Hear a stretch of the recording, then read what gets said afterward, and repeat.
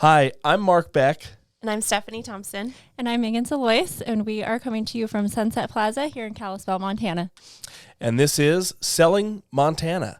Today's episode is sponsored by Bombshell Sweets, this delicious cotton candy. If you haven't checked it out, definitely go. We'll put a link to the website and some information for you. You're going to see them at events throughout Flathead County this year. And today's guest is Kevin Geer. Hey, great to be here. Thanks for having me. Thanks for coming on. Yeah, I'm excited. And on the sweetest of all the days, come on. Heck yeah. Just for you, right? We thought you'd like it. Yeah, my kids will love it. That's for sure. Some? Not right now. I'd go for that. I don't they have like Pop Rocks. Pop Rocks in them? And the Flathead Cherry. That's where I'm going. Definitely. Well, Kevin, thank you very much for joining us. I listened in. I know you have a podcast of your own, and then, of course, you're the pastor of Canvas Church, right? Mm-hmm. So, I listened to the podcast personally, a couple episodes. I love it. It's you're doing a very good job. It's funny. And how long have you been producing that? We've just over a year. I think a year in February, and so I think we have like 15 episodes now done, and excited about that. And it's been fun to see how many people are listening. And it's just simple: how to live life with joy and adventure. That's our statement, and that's what we talk about: how to do that. And it's been fun to see people listen and jump in. Yeah, awesome. Yeah. And who's your co-host? So Justin Stewart is our co-host, and Tanya Henson does all the production for it, and Andy Heidi does all of the editing for it. So we got a great little team there that puts it all together. Try to make it sound as professional, non-professional as we can. That's the hard part. Yeah, seriously. We're not video yet, but we're going to start that soon. So, and this is video, so whoop, whoop. That's cool. Yeah. The video adds a good aspect to it. Yeah, I like the video. Yeah, I love it. Cool. So tell us a little bit more about. I've been to Canvas Church actually a couple of times. I got drug in there against my will. Come on. I get drunk there. I totally understand. So tell us a little bit more about your involvement. How long have you been there? So this August, 10 years at Canvas Church. That's and awesome. It's That's been crazy. isn't that crazy? 10 Yes, years went by so fast, but we've loved it. And, we've seen a lot of changes at the church. It's always fun because people will come for the first time. I don't know what your experience was. And they're like, this wasn't what I was expecting. That's my experience. Was that your experience? Yeah. I hear it every week. I also grew up as a Jehovah's Witness, so I'd never been to another church in my life. Okay, so you were like my first time. Yeah, so it's a little different. And Christmas, right? Is that when we invited you Was that first? the Or? first? Yeah, I'd Okay. never celebrated Christmas before either. It's a new thing for me in life. Okay. Well, so then it was really different. And I think one of the questions people ask me often when they first come in, because, most people will sit in our parking lot a couple of weeks before they walk through the doors. Just, I don't know why, but churches can be scary because some churches can just be jerky. And I think they're going to get struck by lightning. Oh, it is true. It's really true. It's true. And it's so not that way. And so it's always fun when people come. I had one friend, a neighbor that I invited come, and she says, was it okay that I laughed?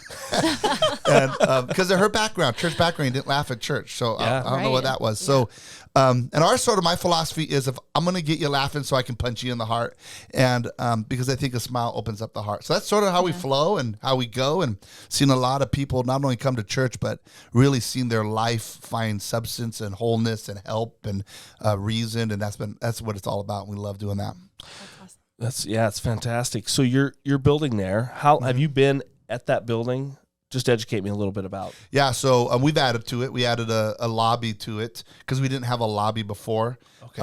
And on our main side, so we built a lobby there on the main campus, on the campus there. But then we also have a campus in Columbia Falls, which we redid a building there in Sioux Falls. And then we redid a building in Cut Bank, and we have a campus in Cut Bank. And then we redid a building in Billings, and we have a camp. And then in the next year, we'll be launching in Missoula. So we're excited about that as well. Wow. That's Very awesome. cool. Didn't know that yet. Breaking news on the Remax podcast. So You heard it here first. Come on.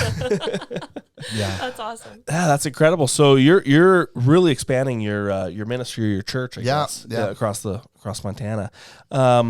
So at the building, so Canvas has always owned that building. In Kalispell? Not always. I think we started, we have a over 90-year history. So we started in 18 as a church. And then in 1927, we became affiliated with the Assemblies of God. But so we used to have a location down south at the Senior Center. That's where Canvas started. It was called Kalispell Assembly of God at the time. Okay. And then we were up on the hill, Hospital Hill. We had a location. And then in 1980, they started building in the current location up here on Buffalo Hill. And so that's where we're at now. Gotcha. Okay. A little bit of stroll down history lane. Yeah. Good thing you did that expansion, because where'd you put all those people now? I know. And we run into the lid again. I mean, we have 5 gatherings or 5 services. And so they're filling up. We love it. Yeah. So that just shows you the growth of the valley. Like it spills over into every facet. Every area. Yeah. Every area. Yeah. How many when you first started 10 years ago, how many services were you doing? We had 2. We ran about 500 at that time. Yeah. And yeah, we had 2. And now we're running about 4,000, and we have 5 gatherings. 5 gatherings. Wednesday night, Saturday night, and 3 on Sunday. They're all the exact same. Wednesday starts our weekend. Okay. Yeah. And typically, are you getting? I mean, just tell me a little bit about the growth of your church. Are you seeing new people on a weekly basis? It's a great question. Yeah. Yeah. So when we first started, we really saw. We put it into 3 categories. We put it into a transfer growth. People from other churches that were looking to move. You always have that. That's part of life. And then you have de-church people. Those are people who went to church and then they're like, we're out, and they have been going to church for a couple of years. We reached a lot of de-church people. They were like, we're going to try church again because we didn't like it the first time, Yeah. And then just new people in the valley now, or new people who have no church history. And really, I would say when we first, about 10 years ago, that was our 33%. That's who we were. Now, about 33% is people moving into the area that are looking for a church. Wow. So it's a lot of people. And then the other 2/3 would be a brand new, been in the valley a while, but just haven't been part of church, in a spot in life where they're looking for hope and walk through the doors and stick and laugh and love and have a great time. And so that's sort of where we've seen a lot of our growth, is just people in the valley coming in, and then some people moving into the area. Yeah. Yeah. I think it's awesome that COVID made a bunch of churches go online. Yeah. So now when we're selling houses to out of state, they're like, where can we go to church? And now they have the opportunity to check them out before they come. People always attend church online ever before online church is the front door to the church. That makes sense. Yeah, because before I go anywhere, I went to the zoo this past weekend in Seattle.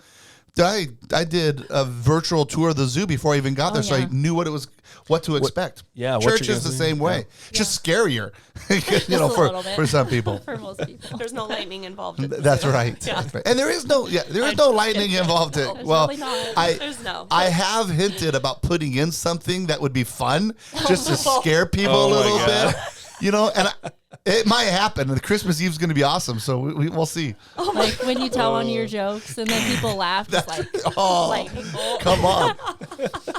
Some thunder sounds. I would love that. I would too. That would be good to see. We'll do anything to make a message come across. It's true. Anything. I know. Yeah. It's awesome, though. It makes me pay attention the whole time. There you go. Yeah. I want to do, I shouldn't say this, I want to do Canvas the musical someday. Oh. And wouldn't that be hilarious? Oh, geez. Oh, sing my message? That would be hilarious. Oh, my gosh.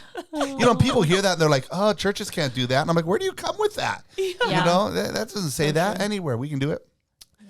I think we're going to skip Selling Montana, the musical. Yeah. I don't think that's in the cards for us. No, probably not. You guys would do great. Although I have heard both of you sing, and it's not bad. You can sing too. Okay, We'll start with karaoke. There you go. Yeah, we can start that. Oh, my gosh. So Canvas also has groups throughout the week that people that don't go to church there yet or are new to the valley or been around in the valley could join, like a hiking group. And yeah, we have all different kinds of groups. You can go to our website, canvas.church, and see our groups there. But I think one of the things with all the people moving into the area, in fact, I have conversations with people about this all the time. Montana is a hard place to connect. It's part of our rural culture, especially in the winter. Yeah. And in holiday season, significantly. From Seattle, 20 years in Seattle, very transient community. So often you would get together with your friends on Thanksgiving. Well, in Montana, you get together with family. Yeah. So if you move to Montana, here's what I tell people in my church all the time. Give yourself about 18 months before you feel like you have when you have a good friend. And I have said that to people, and they start crying. And, and they'll be like, I thought it was me. I go, it's not you, it's me. You know that great line. I go, but it's just, it takes time. So if you're new or you're thinking of moving to Montana, here's the thing. Give yourself some time to connect with people. Now, I say that to say this. Groups at the church have been excellent at helping new people connect and new people find friends, and new people do life with people, because nobody wants to be alone. In fact, my last podcast was on loneliness. Nobody wants to be alone.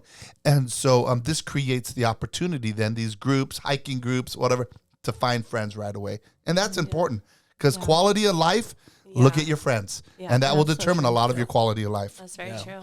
The five people closest to you are what kind of define you and make you who you are. And if you change, sometimes you get in life and you got to fire a couple friends, because you're like, hey man, That's very true. you're a bad influence on me. You're making me broke or whatever. And you add a new friend in the group, and then it changes your trajectory. So my 5 closest friends right now is a 3-year-old, a 4-year-old, and an 8-year-old. Wow, my life is hard. I want to hear about, because part of our growth in the valley, and then I know you have a heart and your wife for foster care. So I'd love to hear about how you guys do that and your experience with it. And we love our community, and we love people, and we love kids. I was a children's pastor for a long time. I don't know how you guys do it. My wife is unbelievable. I know, Tiffany is incredible. She's a steady Eddie. You know, she, like, the Seahawks win the Super Bowl, I go wild, and she goes, that's great. The Seahawks lose the Super Bowl on an interception at the last, and I'm devastated, and she goes, that's bad. She's just steady Eddie. Yeah. So she has the demeanor to do that, and she's as patient as they come. Yeah. But we've always, I work at the church, so I don't consider that my ministry. So Tiffany and I wanted to do something that we could give of ourselves. Yeah. And, we look at what the biggest need is, and we have foster cares, and foster care, kids that need a parent at hard times in their life. And so we said, we'll step into that. We have a house with several rooms, and our philosophy is every room is full. Otherwise, the room sits empty and waste, and I don't want to be a person of waste. So we do foster care, and we love the kids that have come through our house. We have a 3-year-old and a 4-year-old. I can't say their names currently, but sure. And they are we've had them for over a year, and they're love is the greatest healer. And it brings solidity to chaos. It brings calm to it brings peace. It's a powerful thing. And so what we do is we just love these kids. And I think the other thing that we do, and I say it easily, it's not easy, it takes a lot of work, is we love the parents, because they're going through the hardest time of their life as well. And that would be tough. We could easily blame them and judge them. And for some, they should be blamed and judged. That's just not our job. There's a judge that actually will do the judging. Our job is just to love them where they're at, be wise in that, and love their children until they can either get their feet back on the ground, or the system says we're going to remove these children somewhere else. So that's what we do. I have allergies. I'm not crying. You can cry. That's good. We call it, we're going to bloom where we're at, and this is where we're at. So we love those kids. That's awesome. Amazing. Yeah. Beautiful. I hope someday I can obtain that kind of patience and. Oh, seriously. That heart is, I think, I don't know, my heart could be for that, but to live it out and have the patience and to be able to love those people, like you said, where they're at would be really hard. It's difficult. Sometimes you just bite your tongue and don't say anything. And it's so sad. I mean, this is not to be sad, but so sad. Sometimes you watch them self-sabotage. Yeah. Like, we want to help you. And, but that's we get to be light in that dark time of their life. And for me, the love of Jesus that wants to shine out, the Bible says they will know we're Christians by our love. I want that to be seen in me. So that's what we do. Yeah. That's awesome.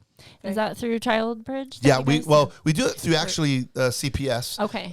Child Protective Services, and then Child Bridge is just a great support system. Okay. That comes alongside you. Phenomenal ministry there, and just make sure that when you need help, they're there to help you out. Great organization. We use them all the time.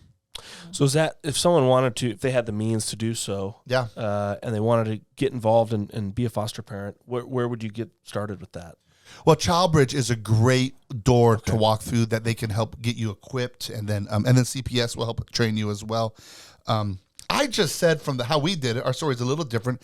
I was preaching one day and I said, someday my desire is to do foster care and help meet some of the kids. And the director of CPS comes to Canvas.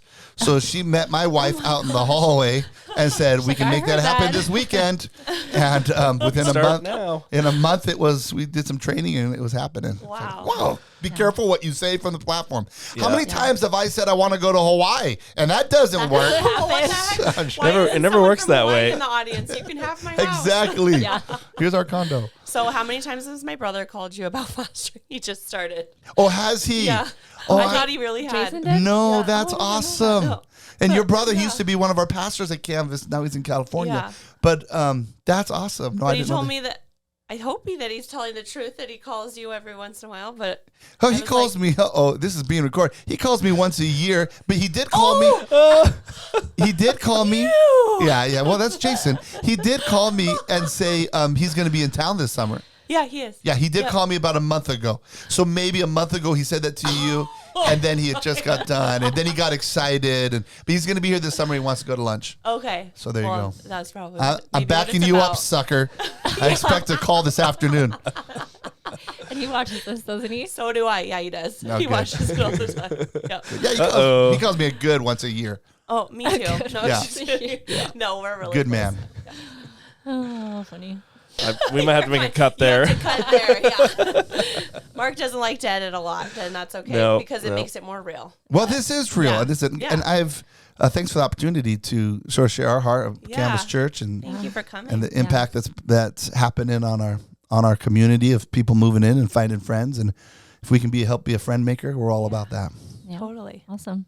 Yeah, thank you for taking time out of your busy schedule. Thank you very much. We're recording on a Wednesday. I'll be preaching tonight, so I'm excited about that. Awesome. Wednesdays are my favorite night in the summer because then you still have the weekend, and it's like it works. And Wednesdays, I this is random, but I just read that women are more stressed on Thursdays, but men are most stressed on Wednesdays out of the whole week because it's like midweek, and so most stressful day, great break in the middle of the week, Boom. And then have a great weekend. Yeah. That's why the podcast is so good on Wednesdays. It's a stress reliever. Yeah, totally. You get to get on in the morning, talk and joke, and So what I'm saying is, guys, is welcome. This is your therapy. Yeah. Yes. And you just get it out. Anything else you need to share? Eat some cotton candy with some Pop Rocks. That helps life 100%. Definitely. Well, if we're good, we can wrap it up. Yeah. All right. Well, thank you so much again. And please look for our sponsor, Bombshell Sweets. And please do hit that subscribe button and share this video, or on Spotify, if you're listening to it, please share this. We'd love to have more viewership and keep you informed on real estate, community, and business right here in Montana.